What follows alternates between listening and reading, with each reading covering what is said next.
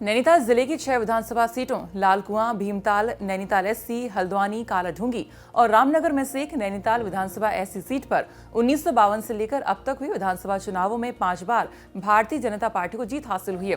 वहीं कांग्रेस यहां से 6 बार जीती है। फिलहाल मौजूदा विधायक यहां से बीजेपी से संजीव आर्य हैं, जो कि अब कांग्रेस में शामिल हो चुके हैं।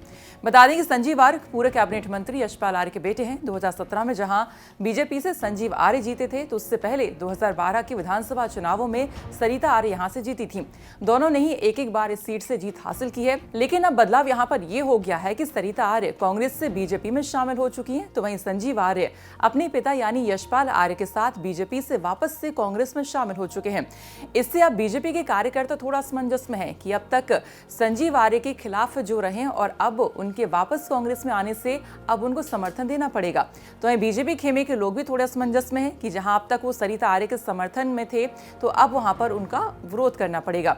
वहीं यशपाल आर्य और संजीव आर्य के कांग्रेस में वापसी से सरिता आर्य ने बगावती तेवर दिखाते हुए बीजेपी ज्वाइन कर ली है, क्योंकि 2012 में वो संजीव आर्य के खिलाफ चुनाव लड़ी थी और हार गई थी।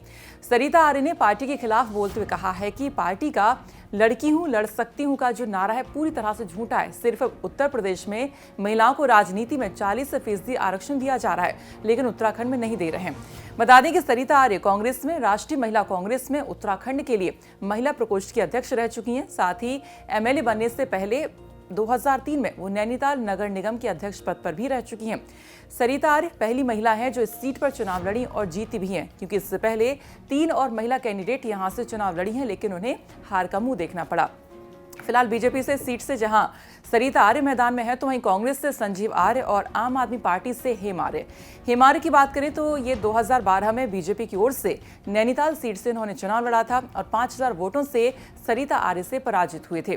फिर हेम आर्य यहां पर 2017 में बीजेपी से टिकट न मिलने पर कांग्रेस में शामिल होते हैं, लेकिन नैनीताल को सीट से दावेदारी कर रहे हेम आर्य को टिकट नहीं यहां पर दिया गया।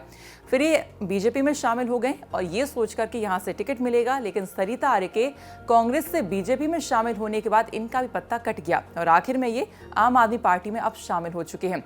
और इसी सीट से आम आदमी पार्टी की तरफ से मैदान में यहाँ पर ये हैं। और आपको बता दें कि बाजपुर से विधायक और पूर्व कैबिनेट मंत्री यशपाल आर्य और उनके बेटे संजीव आर्य ने 2017 में कांग्रेस छोड़कर बीजेपी का दामन थामा था और अब एक बार फिर से ये कांग्रेस से ज्वाइन कर चुके हैं।